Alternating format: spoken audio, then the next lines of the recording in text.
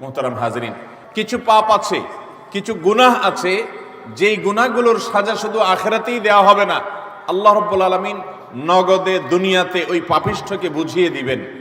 ওই পাপের শাস্তি দুনিয়াতেও তাকে পেতে হবে, আখিরাতেরটা তো থাকবেই। এরকম কিছু পাপ এবং অপরাধ কোরআন এবং হাদিসে বর্ণিত হয়েছে। এরকম 10টি পাপ, 10টি অপরাধের কথা আজ আমরা জানবো ইনশাআল্লাহ। এর ভিতরে সর্বপ্রথম, যেই অপরাধ করার শাস্তি শুধু আখিরাতে দেওয়া হবে না, আখিরাতের শাস্তি তো দেওয়া হবেই, দুনিয়াতেই আল্লাহ তাআলা ওই অপরাধীকে এই অপরাধের শাস্তি দিবেন, দিয়ে ছাড়বেন। এর মধ্যে প্রথম যে অপরাধের কথা বলতে চাই তা হলো মা বাবার অবাধ্যতা, মা বাবার নাফরমানি, মা বাবার সাথে বেয়াদবি করা, তাদের অসম্মান অশ্রদ্ধা করা, তাদের অধিকার নষ্ট করা, খর্ব করা। এটা এমন একটা অপরাধ, এই অপরাধের শাস্তি আল্লাহ শুধু আখিরাতে দিবেন তা নয়, ওই নরাধমকে, মা বাবার অবাধ্য এবং নাফরমান সন্তানকে আল্লাহ তাআলা দুনিয়াতে তার এই পাপের প্রায়শ্চিত্ত ভোগ করানো ছাড়া মৃত্যু দিবেন না।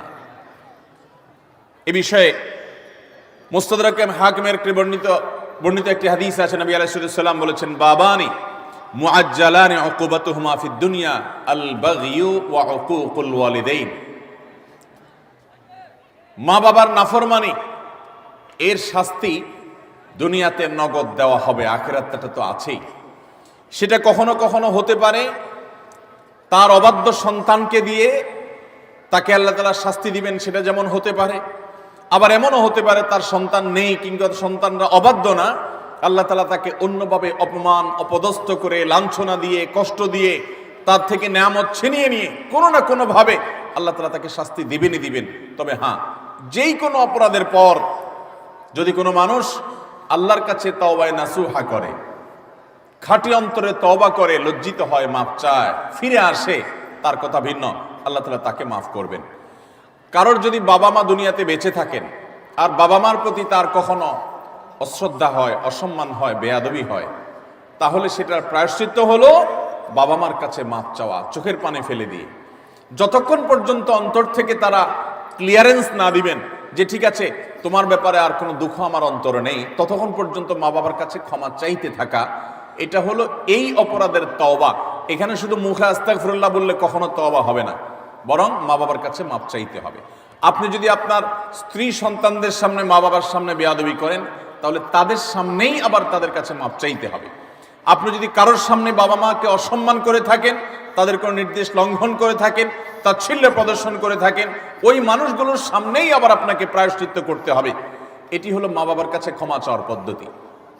আর যারা হতভাগাদের কাতারে পড়ে গেছেন, মা বাবার দুজনেই অথবা দুজনের কোনো একজনকে হারিয়ে ফেলেছেন, এখনো পর্যন্ত তাদের সাথে কৃত অপরাধ এবং জুলুম, অবিচার, যেটা আল্লাহ তাআলা সহ্য করবেন না, সে অপরাধের প্রায়শ্চিত্ত আপনি করতে পারেন নাই, দুনিয়া থেকে চলে গেছেন, তারা কিভাবে প্রায়শ্চিত্ত করবেন?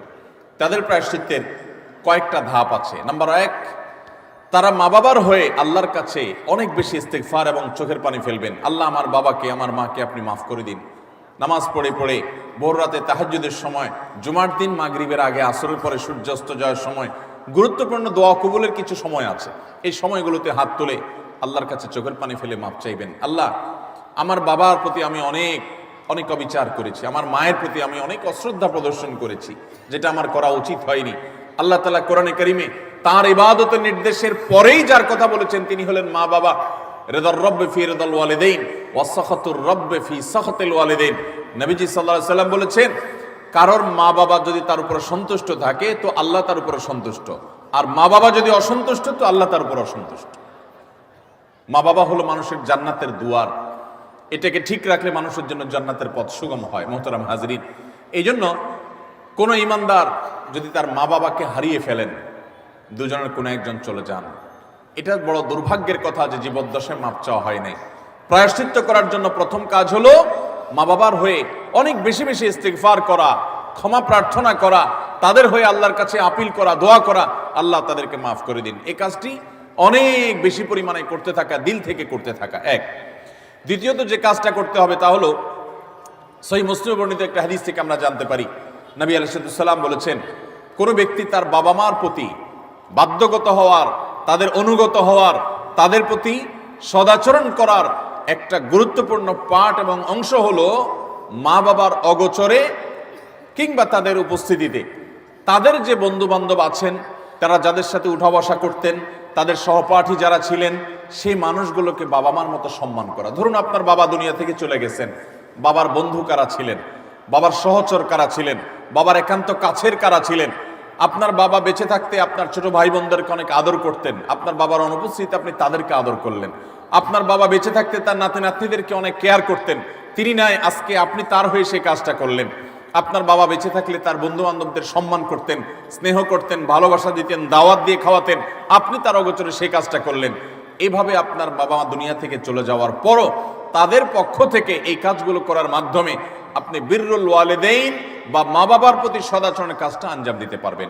আল্লাহ তাআলা আমাদের সবাইকে মা বাবার সদাচরণকারী, মা বাবার অনুগত সন্তান হওয়ার তৌফিক দান করেন।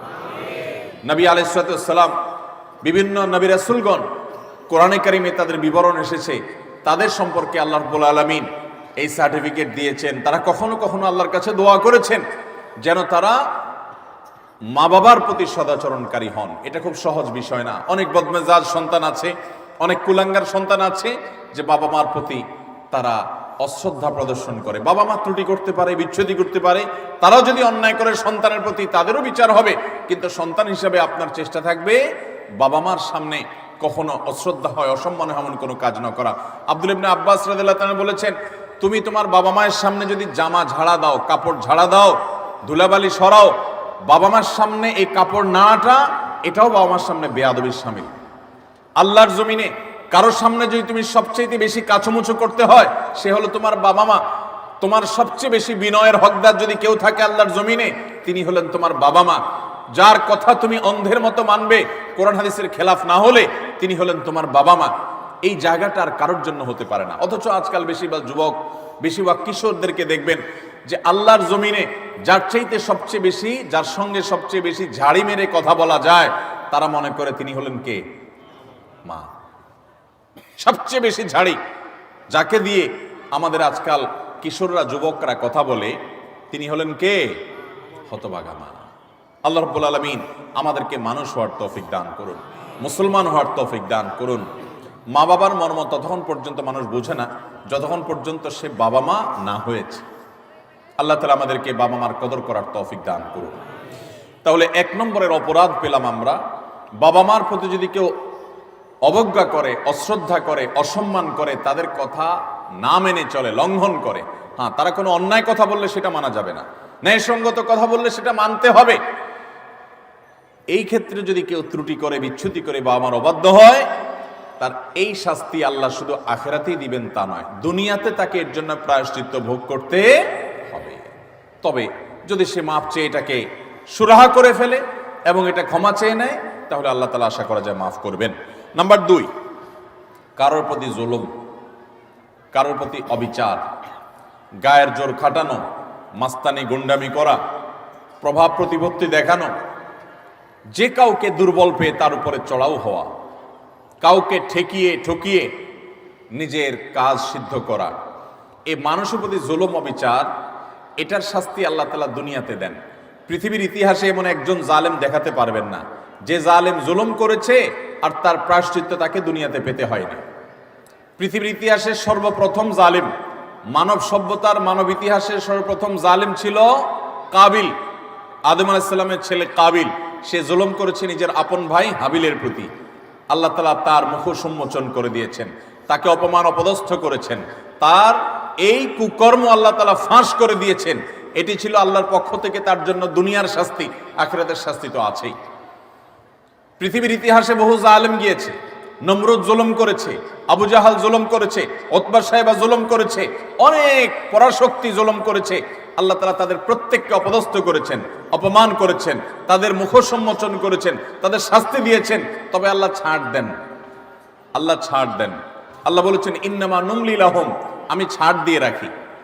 ইন্না কাইদি মাতিন, ছাড় দেওয়ার পরে যখন ধরি, সে ধরাটা হয় বড় শক্ত, সেটা থেকে বাঁচার কোনো উপায় থাকে।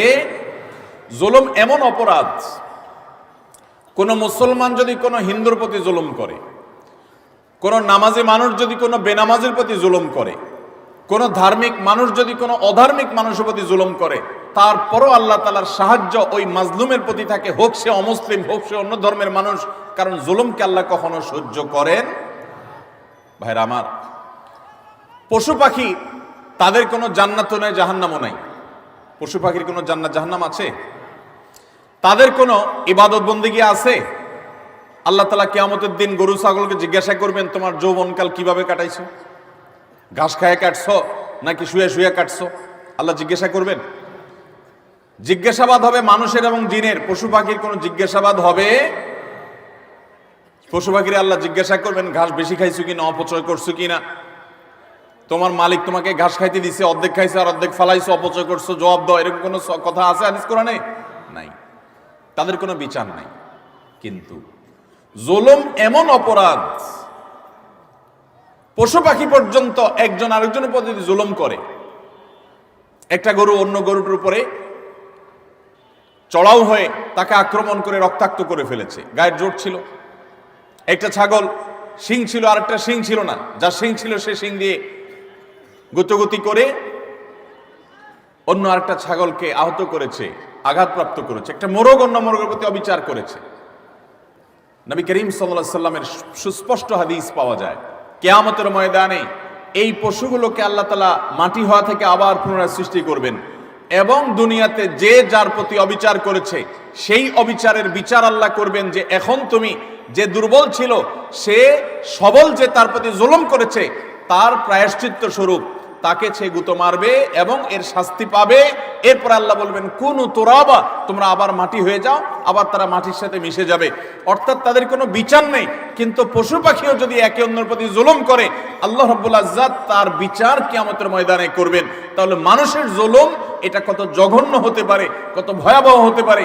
কোরআনে কারিমে আল্লাহ তাআলা বলেছেন ওমা রব্বুকা বিযাল্লামিল লিল আবিদ, তোমার রব আল্লাহ তিনি বান্দার প্রতি কোনো জুলুম করেন না। আল্লাহ হাদিসে কুদসিতে বলেছেন ইন্নী হারামতু যুলমা আলা নাফসি, আমি আল্লাহ বলেছেন তিনি আল্লাহ, তিনি তার নিজের প্রতি নিজে জুলুমকে হারাম করে দিয়েছেন। আল্লাহর উপরে কোনো হালাল হারাম করার কেউ আছে? হালাল হারাম করবে তো তিনি, যিনি মহান সৃষ্টিকর্তা, তিনি নিজে সৃষ্টিকর্তা, তাকে আবার হালাল হারাম বাতাবে কে? তার জন্য কোনো বিধিনিষেধ তো থাকার কথা নয়, কিন্তু তিনি নিজের প্রতি নিজে এটা আরোপ করেছেন যে আমি জুলুমকে আমার উপরে হারাম করে দিয়েছি। আজ সমাজের চতুর্দিকে তাকালে দেখবেন এই ভয়াবহ অপরাধ। আমরা অনেকে নামাজ কালাম পড়ছি, মুখে হয়তো দাড়িও আছে, আমি হয়তো নিজেকে মুসলমান দাবিও করছি, আমি হয়তো তাসবিহ তিলাওয়াতও করছি, অথচ আমি একজন রিকশাওয়ালাকে দুর্বল পেয়ে জুলুম করছি, আমি হয়তো অধীনস্থ কর্মচারীকে দুর্বল পেয়ে জুলুম করছি, আমি হয়তো আমার চাইতে আরেকজন একটু কম ক্ষমতা সম্পন্ন তাকে পেয়ে আমি চড়াও হচ্ছি, আমি হয়তো আমার মালিক অনুপস্থিত আছে এই দুর্বলতা আমি তার সম্পদের প্রতি জুলুম করছি, তার কাজ ফাঁকি দিয়ে জুলুম করছি। এভাবে চতুর্দিকে দেখবেন জুলুমের এক মহোৎসব চলছে। আল্লাহ রাব্বুল আলামিন কোরআনে কারিমে পরিষ্কারভাবে জানিয়েছেন যে জুলুম যদি কেউ করে, এই জুলুম চুল পরিমাণও যদি করা হয় এর বিচার আল্লাহ তাআলা করবেন। আখিরাতে শুধু বিচার হবে তা নয়, আমরা যে হাদিসটি আবু দাউদ এবং তিরমিজিতে পাই সেই হাদিসে নবী সাল্লাল্লাহু আলাইহি ওয়াসাল্লাম বলেছেন মা মিন যামবিন আজদারু আই ইউআজ্জিলাল্লাহু লিসাহিবিহি আল উকুবা ফিদ দুনিয়া মা মা ইয়াদখিরুহু ফিল আখিরাহ মিসলাল বাগয়ি ওয়া কাতিআতির রাহম। জুলুম এবং অবিচার যদি কেউ করে তো এর শাস্তি আখিরাতে যা আল্লাহ রেখেছেন তা তো হবেই, দুনিয়াতে নগদ শাস্তি ভোগ করা ছাড়া মানুষ পা নাড়াতে পারবে না। একজন জালিম দেখাতে পারবেন না যে জালিম জুলুম করতে করতে হাসতে হাসতে দুনিয়া থেকে চলে গেছে, তার ভেতরে ত্রাস সৃষ্টি হয়েছে, কোনো না কোনো ভাবে আল্লাহ তাআলা তার জীবনটাকে জীবন্ত জাহান্নাম করেছেন, অথবা অপমান অপদস্থ করেছেন, বা ভেতরে ভেতরে শাস্তি দিয়েছেন। এই শাস্তি ভোগ করা ছাড়া কোনো জালিম যেতে পারে না। এই জন্য ভাইরা আমার, কারোর প্রতি যদি জুলুম হয়, বিশেষ করে আমাদের তরুণ বন্ধুদেরকে আমরা বলি যে কয়েকজন বন্ধু যখন একসাথ হন শরীরের মধ্যে একটা ভাবসাব চলে আসে। কয়েকজন কলেজে পড়ুয়া বন্ধু, আজকাল কলেজে পড়া লাগে না, এখন কিশোর গ্যাং বাইর হইছে, পুচকে পুচকে 4-5 জন একসাথে হয়ে গেলেই মাস্তান হয়ে যায়, ঠিক না ভাই? ঠিক। 4-5 জন একসাথে হলে শরীরে একটা ভাবসাব চলে আসে। একা একা যদি চায়ের দোকানে যান তো আস্তে করে খুব নরম সুরে বলেন মামু এক কাপ চা দেন। আর যখন 4-5 জন 6-7 জন একসাথে যান তো শরীরে ভাব চলে আসে। একবারে বেশি 2বার যদি ডাকা লাগে ওই টি বয়কে, ওই কর্মচারী বেচারাকে, তখন তার দিকে তেড়ে যান, শক্ত কথা বলেন, জোরে আওয়াজ করেন, ভাবখানা এমন যে আপনি কি হুনুরু হয়ে গেছেন। গাড়িতে উঠেছেন, বাসে উঠেছেন, কয়েকজন মিলে উঠেছেন, তো মনে হচ্ছে যে কিছু একটা বাসে উঠে গেছে, কোনো একটা হাইওয়ান জন্তু উঠে গেছে, এরকম একটা ভাবচক্কর। ঠিক না ভাই? ঠিক ভাইরা আমার, কয়েকজন মিলে শক্ত আছেন, একজন রিক্সাওয়ালা হয়তো 10 টাকার জায়গায় 15 টাকা চাইছে, 1 টাকাও দিলেন না, পুরো টাকা না দিয়ে চলে গেছেন। বেচারা ফেলফেল করে চেয়ে আছে, কিছু বলার ক্ষমতা নাই। মনে রাখবেন, এর সবগুলো আল্লাহর খাতায় লেখা হচ্ছে। একটি পাপ এমন নাই, একটি জুলুম নাই যে জুলুম আল্লাহর খাতায় লেখা হচ্ছে না। নবী করিম সাল্লাল্লাহু আলাইহি ওয়াসাল্লাম সেজন্য বলেছেন, সেদিন আসার আগে নিজেদের এই সকল মামলাগুলোকে নিষ্পত্তি করে ফেলো, মানুষের অধিকারগুলো দিয়ে ফেলো, যাদের প্রতি জুলুম করেছো মাপ চেয়ে সেগুলোকে ক্ষমা চেয়ে সবগুলাকে চূড়ান্তভাবে নিষ্পত্তি করে ফেলো। যেদিন এগুলোর বিচার যখন আল্লাহ শুরু করবেন তখন কাউকে ছাড় দিবেন না। নবী সাল্লাল্লাহু আলাইহি ওয়াসাল্লাম বলেছেন, আতাদরুনা মানিল মুফলিস, তোমরা কি জানো সবচেয়ে বড় ভিখারিকে, অভাবীকে? সাহাবীরা বলেছেন, আল মুফলিসু ফিনা মান লা দিনারাহু ওয়া লা দিরহামা। হে আল্লাহর রাসূল, আমাদের মধ্যে যার টাকা পয়সা নাই সেই তো অভাবী, আমরা জানি। নবীজি সাল্লাল্লাহু আলাইহি ওয়াসাল্লাম বলেছেন, আরে সেই অভাবী আসল অভাবী না, আসল অভাবীর পরিচয় তাহলে শোনো। একটা লোক দুনিয়াতে অনেক কোরআন তেলাওয়াত করেছে, অনেক তাসবিহ জপেছে, অনেক হজ উমরা করেছে, অনেক বেশি ইবাদত বন্দেগী করেছে, অনেক নফল নামাজ পড়েছে, নফল রোজা রেখেছে, অনেক দান সাদেকা করেছে, অনেক ভালো কথা মানুষকে শুনিয়েছে, অনেক মাহফিলে সে গিয়েছে, অনেক ভালো কাজে সহযোগিতা করেছে, হাজী সাহেব গাজী সাহেব হয়েছে, সবই ঠিক আছে। কিন্তু এত বিশাল পরিমাণ আমলের পাহাড় নিয়ে আল্লাহর কাছে তিনি হাজির হয়েছেন। তার আশা, এত আমল করে আসছি, জান্নাত আমার ঠেকাবে কে? কিন্তু দেখা গেল দুনিয়াতে তার জীবদ্দশায়, কৈশোর বয়সে, যৌবনে, প্রাপ্তবয়স্কে, বৃদ্ধ বয়স্কে, বিভিন্ন পর্যায়ে এসে সে কখনো কাউর প্রতি অত্যাচার করেছে, অবিচার করেছে, কাউকে ঘাট ধাক্কা দিয়েছে, কাউকে একটা ঘুষি দিয়েছে, কাউকে একটা গালি দিয়েছে, কাউর প্রতি অবিচার করেছে, কারোর প্রতি জুলুম করেছে, কখনো কাজের বুয়ার প্রতি করেছে, কখনো ড্রাইভারের প্রতি করেছে, কখনো অধীনস্থের প্রতি করেছে, কখনো আপন ভাইয়ের প্রতি করেছে, কখনো আপন বোনের প্রতি করেছে, কখনো নিজের স্ত্রীর প্রতি করেছে, কখনো হয়তো সন্তানের প্রতি করেছে, নানামুখী মানুষের প্রতি জুলুম করেছে। এই জুলুমগুলোর যাদের প্রতি করা হয়েছে, কিয়ামতের ময়দানে এই লোক যখন আমলের পাহাড় নিয়ে জান্নাতে যাওয়ার জন্য মুছে তাও দিবে, সমস্ত পাওনাদার হাজির হয়ে আল্লাহর কাছে বলবে, আল্লাহ, এই ব্যক্তি যে আজ জান্নাতে যাওয়ার জন্য প্রস্তুতি গ্রহণ করছে, এই লোক সে আমাদের অধিকার নষ্ট করেছে, আমাকে একটি আঘাত করেছে, আমি দুর্বল ছিলাম, হয়তো রিকশাওয়ালা, কিছু বলতে পারি নাই। আপনি তো আহকামুল হাকিমিন, আজ বিচার দিবসেতে বিচার হবে, দুনিয়াতে আমি বিচার পাই নাই, আজকে আমি বিচার চাই। আল্লাহ তাআলা তখন ওই ব্যক্তিকে আল্লাহ রাব্বুল আলামিন তখন বলবেন, এখন বিচার হলো, তুমি যে আমলের পাহাড় নিয়ে এসেছো সেখান থেকে কিছু আমল সওয়াব তাকে দিয়ে দাও, কিছু সওয়াব তাকে দিয়ে দাও, তোমার কাজের প্রায়শ্চিত্ত হবে। তাকে আল্লাহ তাআলা বিদায় করবেন, নিষ্পত্তি করবেন। আরেকজন হাজির, এভাবে একে একে যত পাওনাদার তার কাছে হবে, সমস্ত পাওনাদারদের পাওনা দিতে দিতে তার আমল যা নিয়ে এসেছে এ আমলের সকল সওয়াব ফুরিয়ে যাবে, শেষ। কিন্তু পাওনাদার তখনও আছে। এবার পাওনাদারদের পাওনা নিষ্পত্তি করবার জন্য আল্লাহ তাআলা পাওনাদারদের পাপের বোঝা তার মাথায় একটু একটু করে, তার অপরাধের অনুপাত হারে আল্লাহ তাআলা দিতে দিতে পাপের বোঝা মাথায় নিয়ে, আমল তো সওয়াব তো এর আগেই শেষ পাওনাদারকে দিয়ে, এবার পাওনাদারদের পাপের বোঝা মাথায় নিয়ে সে জাহান্নামে নিক্ষিপ্ত হবে। নবী সাল্লাল্লাহু আলাইহি ওয়াসাল্লাম বলেছেন, ওই লোকের মতো ভিখারি, তার মতো অসহায়, তার মতো অভাবী, তার মতো কপাল পোড়া আল্লাহর জমিনে আর কেউ হবে না। সেই অভাব যেন আমাদের না হয়। এজন্য ভাইরা আমার, দুনিয়ার জীবনে আমার কারোর প্রতি যেন কোনো জুলুম না হয়, কোনো অবিচার না হয়, গায়ের জোর যেন আমি না দেখাই। আল্লাহ যেন আমাকে মনুষ্যত্ব, এটা যেন আমার মধ্যে অর্জন করতে পারে। বিশেষ করে তরুণ এবং কিশোর বন্ধুরা, বয়সের কিছু পাগলামো আছে, বয়সের কারণে শরীরে কিছু গরম ভাব আসে, খবরদার, কারোর প্রতি যদি কখনো রাগ করেও ফেলেন, অবিচার করেও ফেলেন, শয়তানের প্ররোচনায় পড়ে সাথে সাথে তার কাছে মাপ চেয়ে নেবেন, নিষ্পত্তি করে ফেলবেন, এটা রেখে দিবেন না। কারণ আল্লাহর খাতায় প্রত্যেকটা অপরাধ লিপিবদ্ধ হবে। এটা তো আখিরাতের কথা। আজ আমরা যেটি বলছি তা হলো, নবী করিম সাল্লাল্লাহু আলাইহি ওয়াসাল্লাম বলেছেন, আখিরাতের যে শাস্তির কথাটা তো আছেই, কিন্তু কারোর প্রতি যদি কেউ জুলুম করে, দুনিয়াতে আল্লাহ রাব্বুল আলামিন তাকে সেই জুলুমের শাস্তি, প্রায়শ্চিত্ত তাকে দিবেন, এর মুখোমুখি তাকে হতেই হবে। আল্লাহ তাআলা আমাদেরকে জুলুমের মতো এই পাপ অপরাধ থেকে বেঁচে থাকার তৌফিক দান করুন। 3 এবং 4 এবং 5 এই তিনটি আরেকটি হাদিসে আসেছে। 3 নম্বর হলো আত্মীয়তার সম্পর্ক ছিন্ন করা, 4 নম্বর হলো কথায় কথায় মিথ্যা কথা বলা, এবং 5 নম্বর হলো আমানতের খেয়ানত করা। কেউ টাকা রেখেছে, আপনি মেরে দিলেন, কারোর কাছ থেকে বাকি নিয়েছেন, আর ওই লোকের চেহারাও মারালেন না, সামনেও গেলেন না, কারোর কাছ থেকে হাওলাত নিয়েছেন, এরপরে তার মোবাইল নাম্বারই ব্লক করে ফেললেন। কেউ আপনাকে কোনো কথা বলছে কারোর কাছে না বলতে আপনি সবার কাছে বলে বেড়ালেন, কারোর কোনো গোপন তথ্য আছে এটা ফাঁস করে দিলেন। এরকম যত প্রকার আমানতের খেয়ানত আছে এই সবগুলোর কারণে আল্লাহ তাআলা দুনিয়াতে নগদ শাস্তি দিবেন। তাহলে 3 নম্বর হলো আত্মীয়তার সম্পর্ক ছিন্ন করা, 4 নম্বর হলো মিথ্যা, 5 নম্বর হলো খেয়ানত, আমানত নষ্ট করা।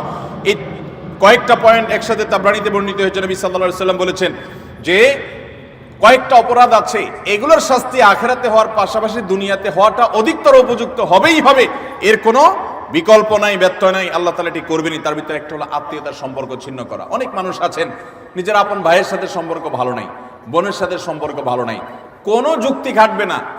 আপনার ভাই খারাপ এই যুক্তি দিবেন, বোন খারাপ সে যুক্তি দিবেন, এই যুক্তি খাটবে না। সে খারাপ, আপনি তো খারাপ হবেন না, আপনাকে তো ভালো হতে হবে।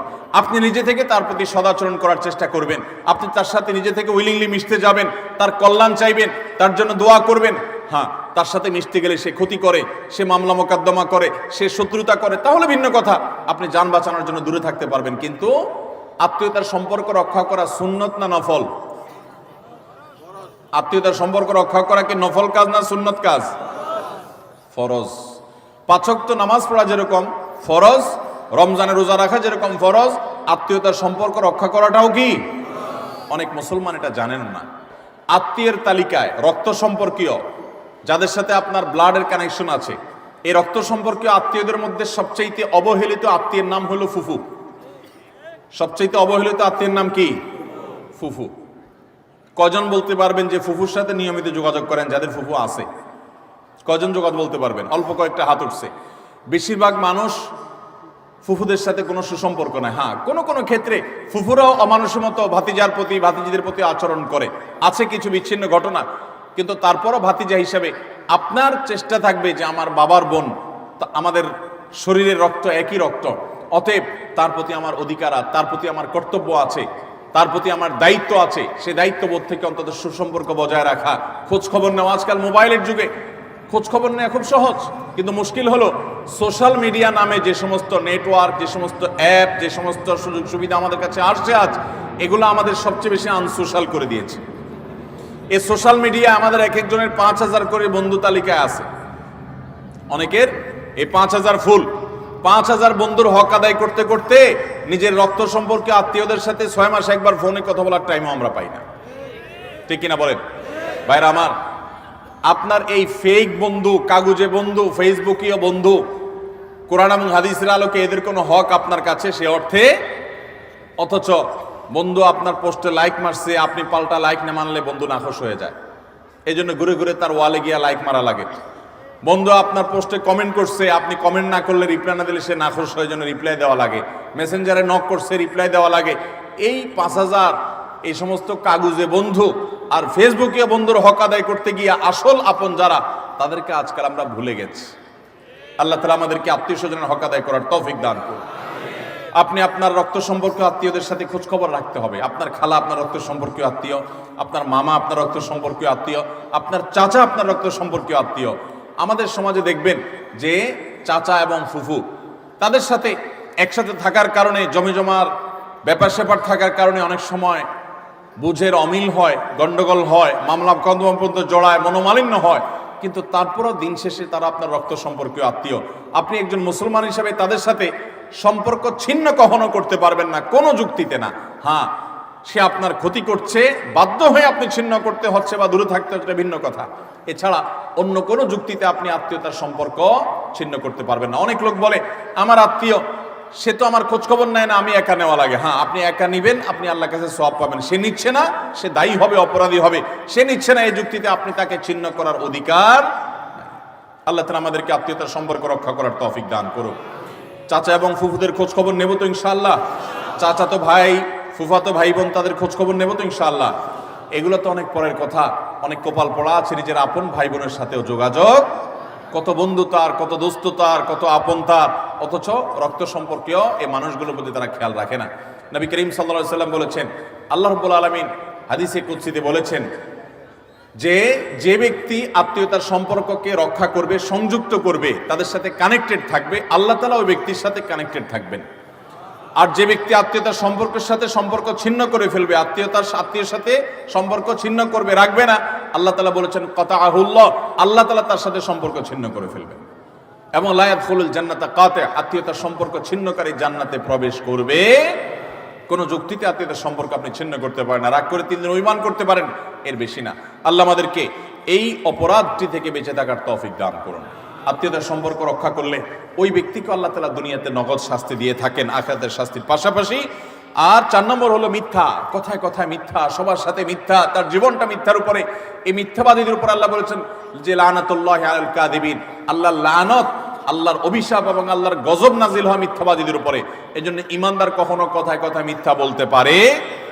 5 নম্বর হলো খেয়ানত, যেটা বললাম যে আমানতের খেয়ানত, অর্থের দিক থেকে খেয়ানত, কথার দিক থেকে খেয়ানত, বিভিন্ন দিক থেকে খেয়ানত।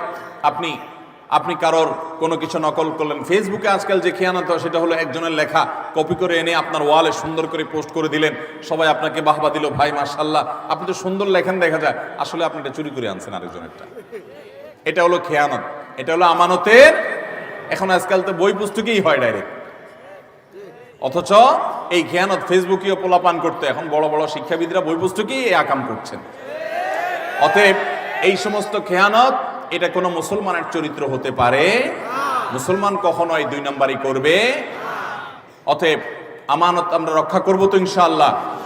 নবী সাল্লাল্লাহু আলাইহি ওয়াসাল্লাম বলেছেন ইযা হাদ্দাসার রাজুলু ফালতাফাতা ফাহিয়া আমানা, তোমার সাথে কেউ কথা বলেছে, কথা বলার পর সে সেখান থেকে সরে গেছে, সাথে সাথে ওই কথাটা তোমার কাছে আল্লাহর পক্ষ থেকে আমানত হয়ে গেছে। এই আমানত রক্ষা করার চেষ্টা করব তো ইনশাআল্লাহ। আপনার কাছে কেউ একান্তে কোনো কথা বলেছে, আপনার কাছে হোয়াটসঅ্যাপে একটা মেসেজ পাঠাইছে, কয়দিন পরপরই দেখবেন ফেসবুকে প্রায় সময় দেখবেন যে স্ক্রিনশট আউট হয়ে গেছে, হয় কি হয় না? স্ক্রিনশট কি হয়ে গেছে? এটা প্রচার হয়ে গেছে। আপনার সাথে একান্তে কেউ আলাপ করেছে, আপনি তার কোনো দুর্বল দিক পাইছেন, কোনো কারণে শত্রুতা উদ্ধার করা দরকার, আপনার সাথে সে একান্তের আলাপ চারি থাকে, আপনি ফেসবুকে প্রচার করে দিলেন। এটা আমানতের খেয়ানত, এটা মানুষের প্রাইভেসি লঙ্ঘন। ইসলাম মানুষের প্রাইভেসিকে এত গুরুত্ব দেয় যে কেউ যদি কারোর বাড়িতে উকি মারে, এবং দেখার চেষ্টা করে তার ব্যক্তিগত সময়কার উঠা বসা, কাজ কাম, অ্যাক্টিভিটিস, নবী আলাইহিস সালাম বলেছেন এটা এমন জঘন্য অপরাধ যে এই লোকের চোখ উফড়ে ফেলার মতো অপরাধ সে করেছে।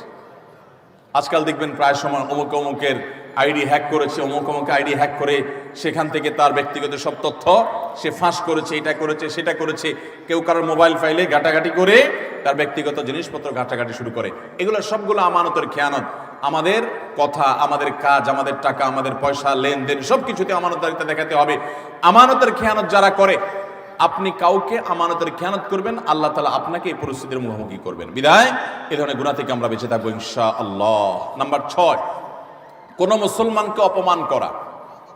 আমাদের যুবকদের কাছে আজকাল সবচাইতে প্রিয়, সবচেয়ে পছন্দের পাপ হলো এটা, যে পাপটা করতে আমাদের যুব সমাজ সবচেয়ে বেশি মজা পায়, স্বাদ পায়, এনজয় করে। রসিয়ে রসিয়ে যে পাপটা করে আমাদের যুবক বন্ধুরা, সেটা হলো কাউকে অসম্মান করা, অপমান করা। দেখবেন 2-4 জন বন্ধু মিলে আরেকজনকে নিয়ে টিজ করছে, আরেকজনকে নিয়ে উত্ত্যক্ত করছে, আরেকজনকে নিয়ে বাজে কথাবার্তা বলছে। এমনকি আপনার ইউনিভার্সিটিগুলোতে আমরা প্রায় সময় দেখি যে কি হয়ে থাকে, র্যাগিং এর শিকার হয় ছোট ভাইয়েরা, জুনিয়ররা, এবং এটাকে তারা মনে করছে তাদের অধিকার। মানুষ যখন অসভ্য হয়ে যায়, পশুদের মধ্যে এই কালচার নাই যে একে অন্যকে অপমান করে তারা এরকম অসভ্যের মতো আনন্দ উৎসব করে, এটা তাদের মধ্যে পর্যন্ত নেই। আল্লাহ তাআলা সেজন্য এই মানুষগুলোর সম্পর্কে বলেছেন উলাইকা কাল আনআমি বাল হুম আদাল, যাদের হিতাহিত জ্ঞান নাই, ভালো মন্দ পরখ করার মতো ক্ষমতা নাই, অন্যায় করে আবার সে উল্লাস করে, ফুর্তি করে, এই মানুষগুলো চতুষ্পদ জন্তুর চাইতে আরো খারাপ, কারণ চতুষ্পদ জন্তু এত খারাপ হতে পারে না। অতএব আমাদের যুবক বন্ধুরা কোনোদিন কাউকে অপমান করে, কাউকে কষ্ট দিয়ে, কাউকে আঘাত করে, আসেন 4-5 বন্ধু একসাথে, এক বেচারা একা একা যাচ্ছে, তাকে নিয়ে হাসাহাসি করলেন, ঠাট্টা মশকরা করলেন, ইয়ারকি ফাজলামতি করলেন, তাকে অপমান করলেন, তাকে অপদস্থ করলেন, তাকে বেইজ্জত করলেন, অথচ এটা তার জন্য কষ্টের, এটা তার জন্য বেদনার, এটা তার জন্য যন্ত্রণার। আপনি যে মানুষ হয়ে থাকেন, আপনি যে মুসলমান হয়ে থাকেন, তো আপনার হাসি তামাশার নামে, বন্ধু বান্ধবের সাথে আড্ডার নামে আপনি কখনোই অপকর্ম করতে পারেন? নবী করিম সাল্লাল্লাহু আলাইহি সাল্লাম বলেছেন, আবু দাউদে বর্ণিত হয়েছে, কোন মানুষ সে যদি আরেকজনকে অপমান করে এমন একটা জায়গায় যেখানে ওই লোকটা অপমান থেকে বাঁচার চেষ্টা করছে, সে চায় কেউ তার জন্য সাহায্যের হাত বাড়িয়ে দেখ, সেখানে আপনি তাকে আরো অপমান করলেন, তাহলে আপনি নিশ্চিত জেনে রাখেন, লিখে রাখেন, আপনার জীবনে এরকম পরিস্থিতি আসবে যে আপনি কোনো পরিস্থিতিতে মানুষের সাহায্যের জন্য আপনি হাত বাড়াবেন, কিন্তু সাহায্য পাবেন না, পাবেন অপমান। কারণ মানুষকে অপমান করলে তার শাস্তি আল্লাহ তাআলা দুনিয়াতে নগদ দিয়ে থাকে। আল্লাহ তাআলা এই অপরাধ থেকে, এই গুনাহ থেকে আমাদেরকে বেঁচে থাকার তৌফিক দান করুন। ভাইরা আমার, ভালো মুসলমান হওয়ার জন্য ভালো মানুষ হতে হবে। আপনি কয়েক বন্ধু মিলে একসাথে হাসি ফুর্তি করতে পারেন, আনন্দ তামাশা করতে পারেন, খেলাধুলা করতে পারেন, ক্রীড়া কৌতুক করতে পারেন, শরিয়ার সীমানায় থেকে। আপনি সেটা করতে গিয়ে কাউকে নিয়ে আপনি হাসাহাসি করতে পারেন। একটা মেয়ে হাঁটে হেঁটে যাচ্ছে, আপনি দেখে ওই মেয়েটাকে শুনিয়ে শুনিয়ে এমন কথা বললেন যে কথা শুনে মেয়েটার মানসিকভাবে আঘাতপ্রাপ্ত হচ্ছে, আপনি তাকে অপদস্থ করছেন, নোংরা কথা বলছেন। যুবকদের মধ্যে এই রোগ আছে না নাই? জনে জনে ঘরে ঘরে আজকে এই রোগ ভরে গেছে। ভাইরা আমার, আল্লাহ আপনাকে বিবেক দিয়েছেন, আপনি আনন্দ অবশ্যই করতে পারেন, আপনি অবশ্যই কৌতুক করবেন, আপনি অবশ্যই ক্রীড়া করবেন, আপনি অবশ্যই রসিকতা করবেন, বন্ধুদের সাথে মজা করবেন, কিন্তু আপনার মজা আরেকটা মানুষের কষ্টের কারণ, আপনার মজা আরেকটা মানুষের অপমানের কারণ হতে পারে না। আপনার বিবেককে জিজ্ঞাসা করুন, কোনো পশু এত নিচে নামে না। আল্লাহ তাআলা আমাদের যুবকদেরকে সঠিক এবং সুন্দর পথে চলার তৌফিক দান করুন। মনে রাখবেন, এই সমস্ত অপকর্মের একটা শাস্তি তো আপনাকে নগদে পেতেই হবে, সেটা হলো অপরাধ বোধের অদৃশ্য দাহন। অনেক লোক আছে দেখবেন, বৃদ্ধ বয়সে এসে হাজী সাহেব, গাজী সাহেব, দাড়িওয়ালা, হজরতজি ইত্যাদি সেজে যায়, কিন্তু উনি জানেন উনি যৌবন বয়সে বহু মেয়েকে উত্ত্যক্ত করেছে, বহু ছেলের গায়ে হাত তুলেছে, বন্ধু বান্ধব মিলে বহু অন্যায় করেছে, বহুত আকাম কুকাম করেছে। এই সমস্ত আকাম কুকামের কথা যখন মনে হয়, তখন অপরাধ বোধের একটা জ্বালা আছে ভিতরে, সে নিজেকে নিজে জানে যে আমি কত খারাপ ছিলাম, এই যন্ত্রণায় সে ভুগতে থাকে। আর যারা যৌবনকালে এই সমস্ত অন্যায় এবং পাপাচার থেকে বেঁচে থেকে তাদের যৌবনকে পরিচ্ছন্ন করে, পড়াশোনা করে, কেরিয়ার গড়ে তোলে, সামাজিক কর্মকাণ্ড করে, বন্ধু বান্ধব মিলে ক্রীড়া কৌতুক করে, শরিয়ার সীমানার মধ্যে থেকে কারোর প্রতি অবিচার অন্যায় করে না, তাদের এই জীবনের সবচেয়ে নগদ আল্লাহ তাআলার পক্ষ থেকে যে পুরস্কার আছে, তাহলে মানসিকভাবে সে ফিল করে যে আমি অন্যায় করি নাই, আমি অবিচার করি নাই, আমি যৌবন বয়সে ভালো কিছু কাজ করতে পেরেছি। আল্লাহ আমাদেরকে যৌবনকালে ভালো কোনো কাজ করার তৌফিক দান করুন। আমরা এই সমস্ত অনাচার থেকে বেঁচে থাকবো তো ইনশাআল্লাহ। আজকাল যুবকদেরকে দেখবেন, প্রায় সময় দেখবেন রোস্টিং ভিডিও বানায়। ভিডিওর নাম কি? Roasting video. রোস্টিং ভিডিও মানে কি? একজনকে রোস্ট করে। এতদিন আমরা শুনছি মুরগি রোস্ট করে, এখন পোলাপান কি রোস্ট করে? মানুষ রোস্ট করে। একটা মানুষের হয়তো কোনো ভুল হয়েছে, তার ভুল হলে অবশ্যই তার সমালোচনা হতে পারে, যৌক্তিক সমালোচনা হতে পারে, ভুল সংশোধন হতে পারে, ভুল শুধরানো হতে পারে, কিন্তু ভিডিও বানায়া তার চরিত্র হনন, তার ব্যক্তিগত বিষয় এসে তুলে এনে তাকে একেবারে মুরগিরে যেরকম রোস্ট করে, তার গোষ্ঠী উদ্ধার করার নাম হলো রোস্টিং ভিডিও। আমরা কোন সভ্যতায় বসবাস করছি? যুবকদের কাছে এই জিনিসগুলো খুব এনজয় করার মতো বিষয়। সেগুলো দেখে আমরা অনেকে খুব হাসি, আমরা খুব আনন্দ পাই, খুব মজা পাই। আমাদের রুচি নষ্ট হয়ে গেছে। ভাইরা আমার, একজন মানুষ আরেকজন মানুষকে নিয়ে চরম অপমানকর কোনো কাজ কখনো করা, এটা কখনো সভ্য মানুষের কাজ হতে, এটা কখনো মুসলমানের কাজ হতে পারে। আল্লাহ তাআলা আমাকে আপনাকে এরকম সচেতন দায়িত্বশীল মুসলমান হওয়ার তৌফিক দান করুন। আমরা কোনো মানুষকে অপমান করব, আমরা কোনো মানুষকে কষ্ট দেব। আজ অনেক যুবক আছে বাবার বয়সী একজন মানুষের সাথে পর্যন্ত বেয়াদবের মতো আচরণ করে। রিক্সাওয়ালা হতে পারে, তিনি রিক্সা চালক, কিন্তু আপনার বাবার বয়সী, আপনার বড় ভাইয়ের বয়সী, আপনার চাইতে অন্তত আলটিমেট কমপক্ষে বড়, অ্যাটলিস্ট আপনার চাইতে সে সিনিয়র, কিন্তু দেখা যায় তার সাথে পর্যন্ত তুচ্ছ-তাচ্ছিল্য করে, তুই তোকারি করে, যা তা বলে আমাদের যুবকরা আজকাল, অনেকে, আমি সবার কথা বলছি, অনেক যুবকরা আজকাল এমন আচরণ করে। আল্লাহ রাব্বুল আলামিন এই সমস্ত উদ্ভ্রান্তের জীবন, এই সমস্ত উচ্ছৃঙ্খলতার জীবন পরিহার করে আমাদেরকে সুন্দর জীবন যাপন করার তৌফিক দান করুন। ভাইরা আমার, একটা সুস্থ বিবেক অনেক বড় নেয়ামত, যে বিবেকের রাডারে ধরা পড়বে যে এটা অন্যায়, এটা ন্যায়। আমার কোনো বন্ধু একটা অপকর্ম করছে, আমি বুঝতে পারলাম আমার রাডারে ধরা পড়েছে এটা অন্যায়, আমি প্রতিবাদ করব, ওই বন্ধুকে প্রয়োজনে ত্যাগ করব, আমি একজন ভালো বন্ধু গ্রহণ করব। চেষ্টা করা যাবে না ইনশাআল্লাহ? যৌবনকাল বারবার আসবে না ভাইরা। যৌবনের যে পাগলামি, যৌবনের যে উচ্ছলতা, যৌবনের যে উন্মাদনা, আল্লাহর শপথ করে বলছি এটা চিরকাল থাকবে? থাকবে না, এটা চলে যাবে। কি করেছেন সে জিনিসটা কিন্তু ঠিকই থেকে যাবে, আপনার কর্মটা ঠিকই থেকে যাবে। যৌবনের এই সময়টা চলে যাবে, কিন্তু যৌবনকালে যা যা করেছেন এই সবগুলো আপনার আমলনামা যেমন লেখা থাকবে, আপনার স্মৃতিতেও থাকবে। আমলনামার কারণে আপনার আখিরাতে শাস্তি হবে, আর স্মৃতিতে থাকার কারণে আপনার পরবর্তী বয়সে আপনাকে অপরাধবোধের অদৃশ্য দাহনে আপনাকে জ্বালাতে থাকবে, অস্থিরতা আপনার মধ্যে কাজ করতে থাকবে। অতএব যৌবনকালে এবং যে কোনো বয়সে আমরা কোনো মানুষকে অপমান অপদস্থ করব। কোনো মানুষ বিপদে পড়েছে, হয়ে গেছে তার দ্বারা একটা কোনো সমস্যা, আপনি চান্স পেয়ে এবার তার 14 গোষ্ঠী উদ্ধার করা শুরু করলেন না ভাই। এই সময় হাত বাড়িয়ে দেন, পারলে তাকে সাহায্য করেন। আল্লাহ রাব্বুল আলামিন আপনার কোনো বিপদে এরকম মানুষ দিয়ে দিবেন যে মানুষ আপনার হাত ধরে আপনাকে উদ্ধার করবে। চেষ্টা করবো না ইনশাআল্লাহ? তাহলে 6 নম্বর অপরাধ এটি যে কোনো মানুষকে অপমান করলে, কোনো মুসলমানকে অপমান করলে তার শাস্তি আল্লাহ রাব্বুল আলামিন দুনিয়াতে দেন। এবং যে ব্যক্তি কোনো বিপদে পড়া মানুষকে, যার দরকার সাহায্য, সে সাহায্যের জন্য হাহাকার করছে, ওই টাইমে তাকে আরো আঘাত করে, আরো আক্রমণ করে, তার রোস্টিং ভিডিও বানায়, তার চরিত্র হনন করে, তাকে অপমান অপদস্থ করে, এই ব্যক্তি তার যখন জীবনে এরকম পরিস্থিতিতে পড়বে, আল্লাহ তাআলা ঠিক একইভাবে অন্য আরেক পাপিষ্ঠকে দিয়ে আল্লাহ তাআলা তাকে সাইজ করবেন। বিদায় বেঁচে থাকবো তো ইনশাআল্লাহ। নাম্বার 7, মানুষকে দেখানোর জন্য কোনো ভালো কাজ করলে, এখন ফেসবুকের সময়, এমন কোনো ভালো কাজ পাওয়া কঠিন হবে যেটা আমরা ফেসবুকে দেই না। আমরা আমাদের আসুন্নাহ ফাউন্ডেশনের বিভিন্ন ভালো কাজ কার্যক্রম ফেসবুকে দেই, সেটা হলো জবাবদিহিতা। ডোনাররা যে ডোনেশন করেন তাদের টাকা কোথায় খরচ হচ্ছে, সেটা কিভাবে খরচ হচ্ছে, সেটা তাদেরকে জানানোর জন্য। ব্যক্তিগত দান, ব্যক্তিগত ভালো কাজ, এটাকে একজন ইমানদার যথাসম্ভব লুকাবার চেষ্টা করবে। হ্যাঁ, অন্যকে উৎসাহিত করবার জন্য দান কখনো প্রকাশ্যও দেওয়া যেতে পারে, সেটা প্রশংসনীয় হতে পারে। কিন্তু আজকাল দেখবেন যে যুবকদের দোষ দিয়ে লাভ কি? অনেক মধ্যবয়স্ক মানুষও আছে, দেখা যায় কোনো গরিব মানুষকে হয়তো একটা কলা দান করছে, কলা ত্রাণ হিসাবে। ওই কলা দেখা যায় 6 জন 7 জন মিলে ধরে রাখছে।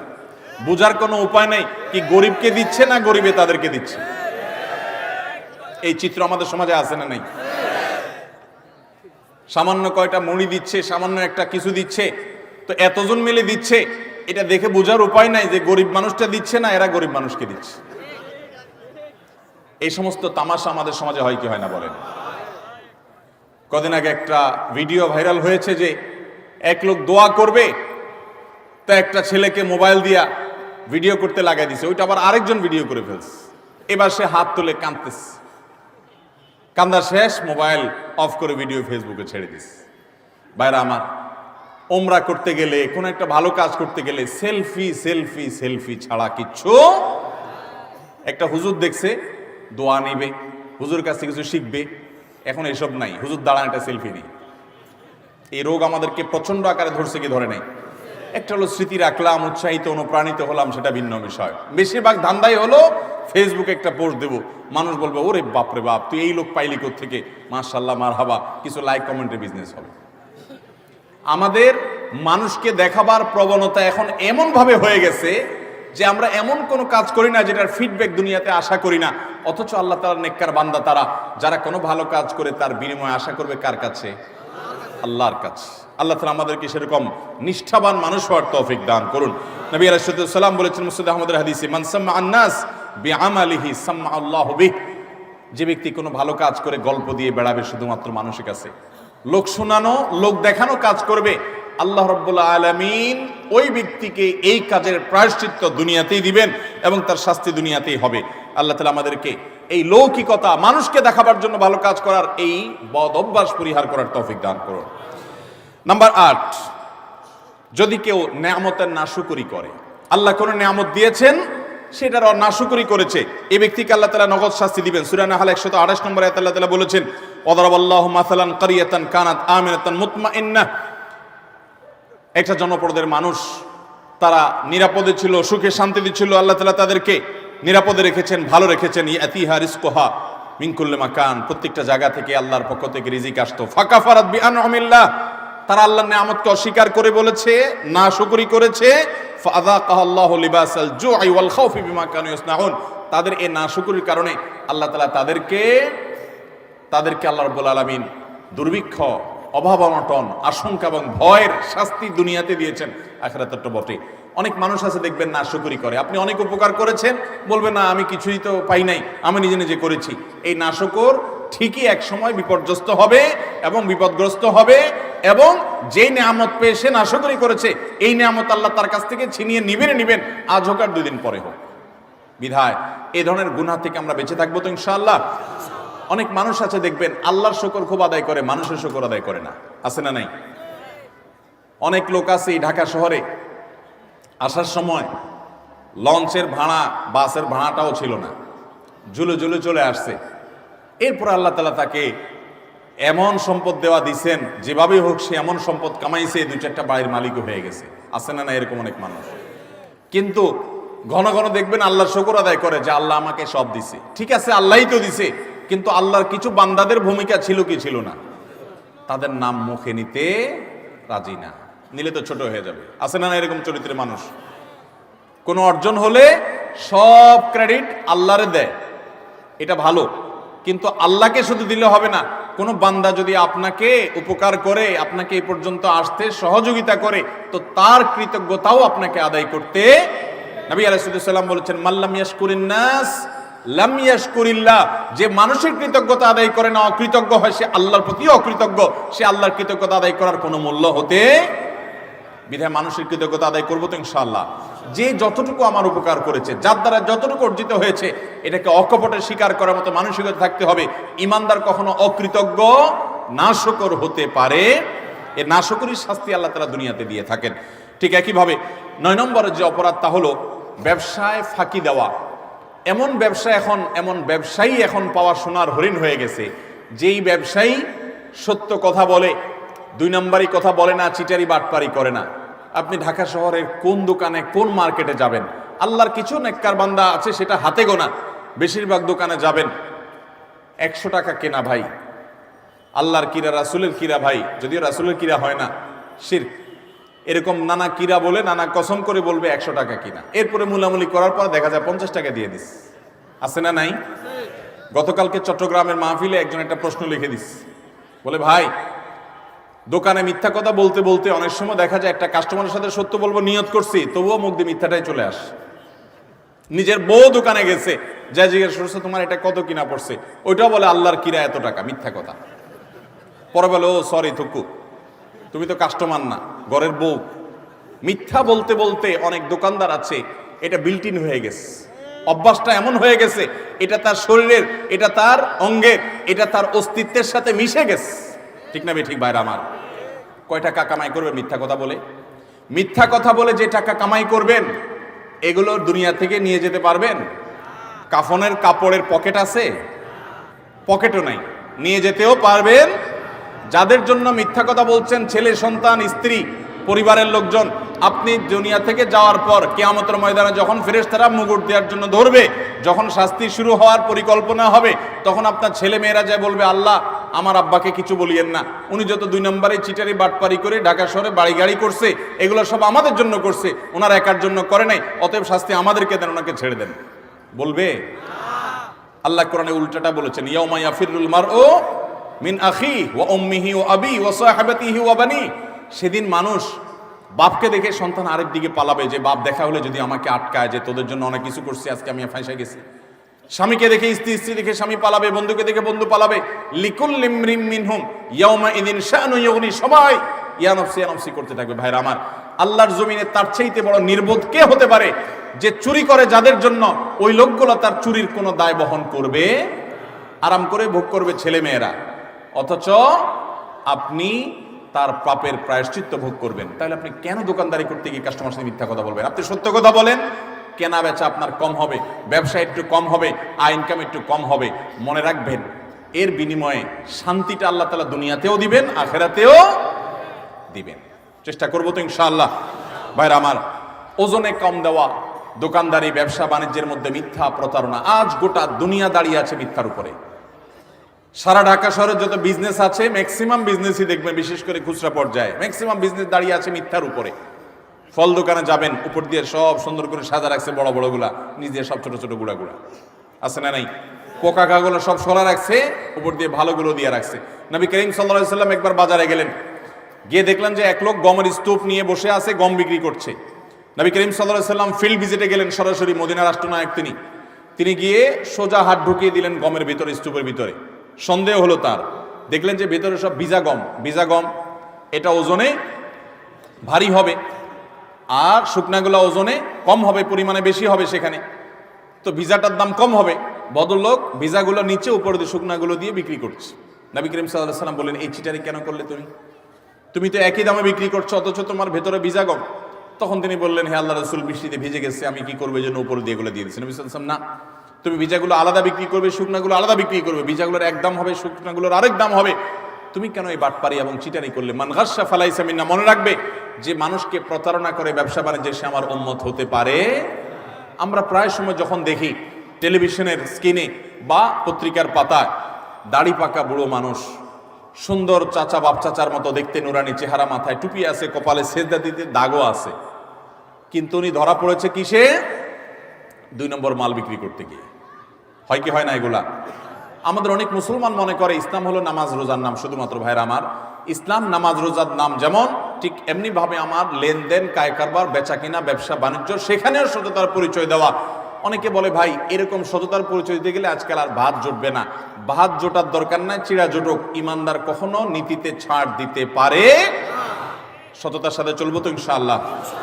শুআয়ব আলাইহিস সালামের জাতি, তারা ব্যবসা বাণিজ্যে এরকম 2 নম্বরই করতো। আল্লাহর গজব তাদের উপরে নাজিল হয়েছে। এই উম্মত কিয়ামতের আগ পর্যন্ত আল্লাহর গণগজব আসবে না, ধ্বংস করবে না। নবী সাল্লাল্লাহু আলাইহি ওয়াসাল্লাম দোয়া করে গেছেন যেন এটা না আসে।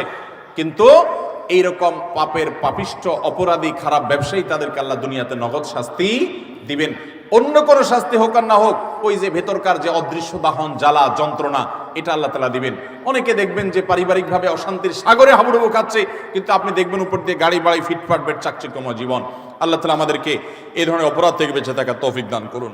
নাম্বার 10, যে কোনো সাধারণ কুফরি, আল্লাহর প্রতি অবিশ্বাস, পাপাচার, এগুলোর কারণে আল্লাহ তাআলা দুনিয়াতে নগদ একটা শাস্তি দেন। মিনিমাম একটা শাস্তি হয়, সেটা হলো মানসিক অশান্তি এবং ডিপ্রেশন। আপনারা প্রায় দেখবেন গোটা পৃথিবীতে সবচেয়ে বেশি আত্মহত্যা করে তারা যারা কোনো ধর্মে বিশ্বাসী না। সবচেয়ে বেশি আত্মহত্যা করে যারা কোনো ধর্মে বিশ্বাসী। এটা আমার কথা না, এটা বিশ্ব স্বাস্থ্য সংস্থার বিভিন্ন কয়েক বছরের জরিপ মিলিয়ে রব্বি আল্লাহ নামে একটা গ্রন্থ অনেকগুলো ভাষায় অনুদিত হয়েছে রিয়াদ থেকে। এর বাংলা অনুবাদ আমি করেছিলাম। সেখানে একটা গ্রাফ তারা তুলে এনেছেন। বিশ্ব স্বাস্থ্য সংস্থার জরিপের আলোকে কয়েক বছরের জরিপ দেখানো হয়েছে। সারা পৃথিবীতে তুলনামূলকভাবে আত্মহত্যার পরিমাণ, প্রবণতা সবচেয়ে কম যাদের মধ্যে, তারা হলো মুসলমানরা। কারণ কি জানেন? মুসলমান যদি দেয়ালে পিঠ থেকে যায়, সে জানে উপরে আল্লাহ আছেন, তার একটা আস্থার জায়গা থাকে, ভরসার জায়গা থাকে। আর যার আল্লাহর প্রতি বিশ্বাস না, সে বলে ও স্যাড, ব্যাড, শেষ। আফসোস করা ছাড়া তার কিছু আর থাকে। যালিকা বিআন্নাল্লাহা মাওলাল্লাযীনা আমানু ওয়া আন্নাল কাফিরিনা লা মাওলা লাহুম। আল্লাহ হলেন ঈমানদারদের অভিভাবক, আর কাফেরদের কোনো অভিভাবক থাকে। অতএব ভাইরা আমার, যে কোনো পাপের একটা নগদ শাস্তি হলো মানসিক অশান্তি, মানসিক যন্ত্রণা। আপনি দেখবেন যারা আত্মহত্যা করে মারা যায়, প্রায় সময় দেখবেন, এই যে কিছুদিন আগে, গত বছর সম্ভবত, একজন প্রতিষ্ঠিত একজন নায়ক, তার শ্বশুর আত্মহত্যা করে মারা গেলেন। কিসের অভাব বলেন? টাকা আছে, পয়সা আছে, গাড়ি আছে, হ্যাঁ কিছু দেনা হয়েছে, কিছু পেরেশানি হয়েছে। এটা তো অনেক গরিব মানুষের হয়, অনেক ইমানদারের হয়, কিন্তু বেশিরভাগ ক্ষেত্রে দেখবেন ডিপ্রেশন, আর ডিপ্রেশন ছাড়া কিছু নাই। ঘুম আসে না, মদ খাওয়া ছাড়া ঘুম আসে না, ওষুধ খাওয়া ছাড়া ঘুম আসে না। অথচ ভোগের যত উপকরণ সব তার হাতের কাছে আছে। মদের বোতলও তার কাছে আছে, নর্তকীও তার সামনে আছে, অন্যায়, পাপাচার এবং উচ্ছলতা, এটা করার যত মাধ্যম আছে সব তার হাতের কাছে আছে, কিন্তু শান্তি জিনিসটা নাই। মানসিক শান্তি জিনিসটা আল্লাহ রাব্বুল আলামিন কোরআনে কারিমে বলেছেন, আলা বিযিক্রিল্লাহি তাতমাইন্নুল, আল্লাহর জিকির, আল্লাহর আনুগত্যের মধ্যে প্রশান্তি আসে। ভাইরা আমার, সালাহাতু সঙ্গে বুদি দিল খারাস, আজ মুদে এক জামানা খাকে বাস। পাপ বহুত করেছেন, পাপে মজা আছে আমি জানি। জিনা করেছেন, মাদকের দিকে হাত বাড়িয়েছেন, অন্যায় অনাচার করেছেন, অবৈধ পথে কামাই করেছেন, অনেক টাকা পয়সা করেছেন, কিছু স্বাদ পেয়েছেন আমি জানি। আজ মোদে এক জামানা খাকে বাস। আসুন এবার একটু ভিন্ন স্বাদ আস্বাদন করি। আল্লাহর বাধ্যগত হয়ে, আল্লাহর নাফরমানি ছেড়ে দিয়ে আল্লাহর গোলামের জীবন কিছুদিন পরীক্ষামূলক করে দেখেন। এটার যে স্বাদ দুনিয়াতে ভোগের জীবনে, সেই স্বাদ কখনো পাওয়া যায়? আল্লাহ আমাদের সবাইকে আল্লাহর সমস্ত নাফরমানি থেকে বেঁচে থাকার তৌফিক দান করুন। চেষ্টা করবো তো ইনশাআল্লাহ।